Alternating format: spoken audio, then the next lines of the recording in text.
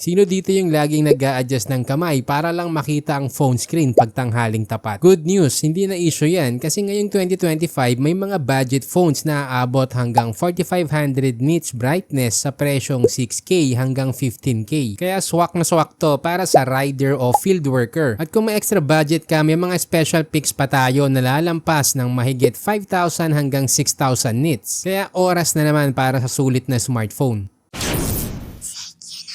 Sa top 3 natin, pinagsama ko na ang Infinix Hot 60 Pro at 60 Pro Plus dahil halos identical lang specs. Meron kang 6.78-inch 1.5K AMOLED display, 144Hz at 440 ppi. Ang pinaka-astig dito, kaya nitong umabot ng 4500 nits brightness at may Gorilla Glass 7 eye protection pa. Pagdating sa performance, naka MediaTek Helio G200 chipset ka with AnTuTu score na around 444K kasama ang 8GB RAM at 256GB storage. Sa camera, meron itong 50 megapixel main na kayang mag-record hanggang 2K video plus 13 megapixel selfie. Battery side, hindi ka rin bitin dahil may 5160 mAh capacity with 45 watts fast charging at may bypass charging feature para safe sa gaming. May dagdag protection din tulad ng IP64 rating at drop resistance. Ang pinaka-difference lang, mas magaan at mas manipes ang Pro Plus at mas maganda ang camera sensor. May starting price ang Hot 60 Pro na 6,751 pesos at 8,595 naman sa Hot 60 Pro Plus. At syempre, hindi natin pwedeng kalimutan ang mga paparating na Tecno Spark 40 Pro at Pro Plus. Same pa din na 4,500 nits kaya panalo pa rin. Perfect choice to whether gagawin mong main phone o backup phone lang. Ang nakakatuwa dito ngayong 2025 sa presyo na under 10K, ang laking value ng binibigay ng Transsion sa kanilang mga smartphones. Hindi lang sa specs kundi pati na rin sa features na dati mo lang makikita sa mas mahal na model. Sa pangalawa, level up na agad tayo ang Infinix GT30 Pro. May 6.78-inch 1.5K AMOLED display, same 144Hz refresh rate at kaya ring umabot ng 4500 nits brightness with Gorilla Glass 7 eye. Pero ang tunay na highlight ay performance. Naka-Dimensity 8350 Ultimate na may 1.4M AnTuTu score. May 12GB RAM at 512GB storage plus naka-Android 15 ka na out of the box. Sa camera, meron kang 108